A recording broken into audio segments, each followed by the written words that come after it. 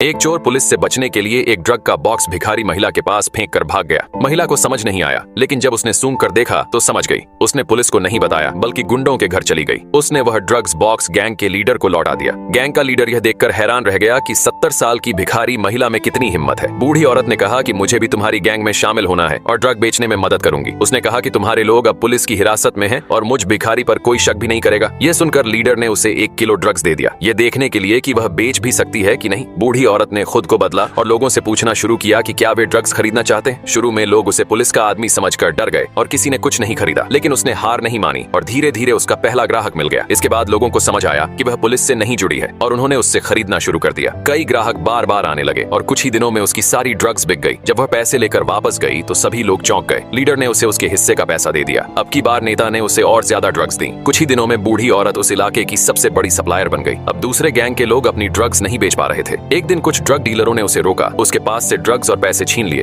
और उसे धमकाया कि वह अब वहां न बेचे। लेकिन बूढ़ी औरत ने हार नहीं मानी। उसने ड्रग्स को अंडों के साथ मिलाकर छोटे छोटे केक बनाए, फिर अपने कुछ दोस्तों को घर बुलाकर उन्हें चखाया। सभी को केक बहुत स्वादिष्ट लगे। अब उसने इन ड्रग्स वाले केकों को बेचना शुरू किया। एक ही सुबह में उसके सारे केक बिक गए। वह फिर से पैसे लेकर नेता के पास पहुंची। इस हफ्ते में वह 3 बार आ चुकी थी और उसकी बिक्री गैंग के बाकी सदस्यों की साल भर की कमाई से भी ज्यादा थी। अब बूढ़ी औरत ने अपना कमीशन बढ़ाकर 30% मांगा। नेता को यह पसंद नहीं आया, लेकिन बूढ़ी औरत ने कहा कि अगर वह नहीं मानेगा तो वह किसी और से माल ले लेगी। मजबूरी में लीडर को मानना ही पड़ा। केकों में ड्रग्स होने की वजह से लोग उसके आदी हो गए। अब ज्यादा से ज्यादा लोग केक खरीदने आने लगे। कुछ ही दिनों में फिर से उसका सारा माल बिक गया। अब लीडर ने उसे और भी ज्यादा ड्रग्स दी, लेकिन बूढ़ी औरत जानती थी कि वह अकेले सब कुछ नहीं कर सकती। उसने उन गैंग के लोगों को बुलाया जिन्होंने पहले उसे लूटा था। शुरू में वे उसका मजाक उड़ाने लगे, लेकिन जब उन्होंने उसके बनाए केक खाए तो समझ गए कि इनमें आटा और ड्रग्स दोनों मिले हैं। बूढ़ी औरत ने उन्हें केक बांटने में मदद करने के लिए कहा और 15% कमीशन देने का वादा किया, जिससे वे मान गए। अब लोग लगातार उसके घर केक खरीदने आने लगे। बूढ़ी औरत ने अपने दोस्तों को भी केक बनाने के काम में लगा लिया। इस तरह वह अपने केकों के जरिए बहुत पैसे वाली हो गई, भिखारी से करोड़पति बन गई।